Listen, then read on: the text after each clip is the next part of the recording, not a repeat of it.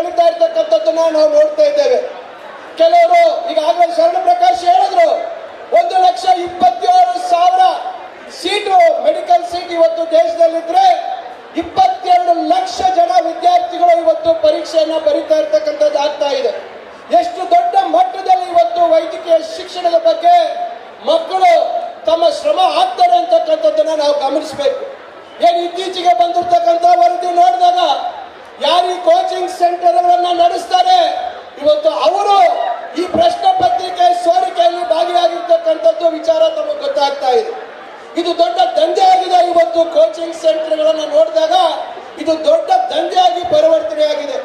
ನಾನು ಹೇಳುವಂಥದ್ದು ಇಷ್ಟೇ, ಏನು ಹಿಂದೆ ವ್ಯವಸ್ಥೆ ಇತ್ತು, ಯಾವ ರೀತಿ ಆ ರಾಜ್ಯಗಳಿಗೆ ಪರೀಕ್ಷೆ ಮಾಡತಕ್ಕಂಥ ಜವಾಬ್ದಾರಿ ಇತ್ತು, ಆ ಜವಾಬ್ದಾರಿಯನ್ನ ಪುನರ್ ಸ್ಥಾಪನೆ ಮಾಡಬೇಕಾಗತ್ತೆ.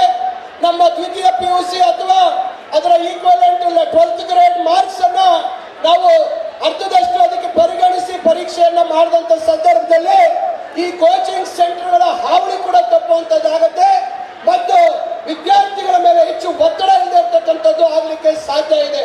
ಇದನ್ನ ನಾವು ಪರಿಗಣಿಸಬೇಕಾಗತ್ತೆ. ನಾನು ಈ ಸಂದರ್ಭದಲ್ಲಿ ಕೇಂದ್ರ ಸರ್ಕಾರಕ್ಕೆ ಆಗ್ರಹ ಮಾಡ್ತೇನೆ, ನೀವು ಸುಪ್ರೀಂ ಕೋರ್ಟ್ ಮುಂದೆ ಹೋಗ್ಬೇಕಾಗತ್ತೆ. ನಮಗೆ ಈ ನೀಟ್ ಪರೀಕ್ಷೆ ನಡೆಸುವಂತ ಯೋಗ್ಯತೆ ನಮಗೆ ಇಲ್ಲ. ಇವತ್ತು ಮಕ್ಕಳ 22 ಲಕ್ಷ ಮಕ್ಕಳ ಭವಿಷ್ಯದ ಜೊತೆ ಚೆಲ್ಲಾಟ ಆಡ್ತಕ್ಕಂಥ ಕೆಲಸ ನಿಲ್ಲಿಸಬೇಕಾಗತ್ತೆ ಅಂತಕ್ಕಂಥ ಮಾತನ್ನ ತಾವು ಒಪ್ಪಿಕೊಂಡು ಸುಪ್ರೀಂ ಕೋರ್ಟ್ಗೆ ಹೇಳ್ಬೇಕಾಗತ್ತೆ. ಇದು ಆ ರಾಜ್ಯಗಳಿಗೆ ಜವಾಬ್ದಾರಿ ಕೊಡಬೇಕು ಅಂತಕ್ಕಂಥದ್ದು. ನಾನು ಯಾಕೆ ಈ ವಿಚಾರ ಹೇಳ್ತಾ ಇದ್ದೀನಿ ಅಂತಕ್ಕಂಥದ್ದು ನೀವು ಅರ್ಥ ಮಾಡ್ಕೋಬೇಕು. ಮೊನ್ನೆ ಏನು ನಮ್ಮ CET ಪರೀಕ್ಷೆ ಆಯ್ತು, ಯಾರೋ ಕೆಲವರು ಮನಸ್ಥಿತಿ ಸರಿದೆ ಇರ್ತಕ್ಕಂಥವರು 1-2-3 ಕೇಂದ್ರದಲ್ಲಿ ಸುಮಾರು 745 ಕೇಂದ್ರಗಳಲ್ಲಿ CET ಪರೀಕ್ಷೆ ಆಯಿತು ರಾಜ್ಯದಲ್ಲಿ.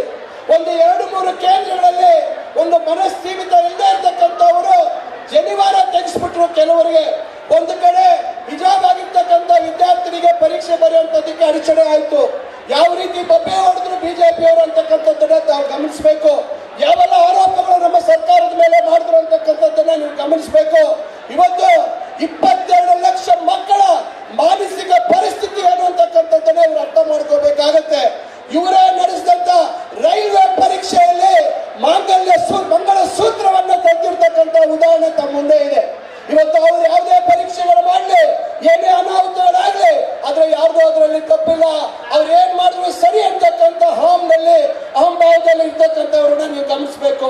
ಅದರಿಂದ ನಾನು ಇವತ್ತು ಆಗ್ರಹ ಮಾಡ್ತೇನೆ, ಇವತ್ತು 22 ಲಕ್ಷ ಮಕ್ಕಳನ್ನ ಇವತ್ತು ಮತ್ತೆ ಪರೀಕ್ಷೆ ಬರೀತಕ್ಕಂಥ ಪರಿಸ್ಥಿತಿ ಯಾವ ರೀತಿ ನಿರ್ಮಾಣ ಆಗ್ಬಹುದು, ಅವರ ಮಾನಸಿಕ ಒತ್ತಡ ಯಾವ ರೀತಿ ಇರ್ಬೋದು ಅಂತಕ್ಕಂಥದ್ದನ್ನ ನಾವು ಯೋಚನೆ ಮಾಡಬೇಕು ಅಂತಕ್ಕಂಥ ಮಾತನ್ನ ಈ ಸಂದರ್ಭದಲ್ಲಿ ಹೇಳ್ತಾ, ಈಗ ವೇದಿಕೆಯಲ್ಲಿ ಮಾತಾಡ್ತಕ್ಕಂಥವ್ರು ಹೆಚ್ಚು ಜನ ಇರೋದ್ರಿಂದ ನಾನು ತಮ್ಮೆಲ್ಲರೆಲ್ಲ ವಿನಂತಿ ಮಾಡಿಕೊಳ್ತೇನೆ, ಈ ಹೋರಾಟ ಇಲ್ಲಿಗೆ ನಿಲ್ಲಬಾರದು.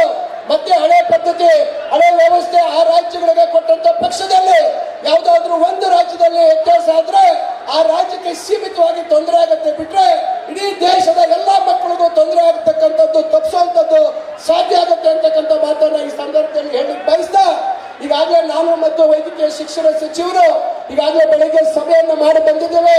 ಏನು 2023ರಿಂದ ವೈದ್ಯಕೀಯ ಶಿಕ್ಷಣ ಮತ್ತು ಇತರ ಎಲ್ಲ ಕೌನ್ಸಿಲಿಂಗ್ ಒಟ್ಟಿಗೆ ಮಾಡ್ತಾ ಇದ್ವಿ. ಈ ವರ್ಷ ನಾವು ತೀರ್ಮಾನ ಮಾಡಿದ್ದೀವಿ, ನಾವು ನೀಟ್ ಪರೀಕ್ಷೆಗೆ ನಾವು ಕಾಯುವಂತದ್ದಿಲ್ಲ.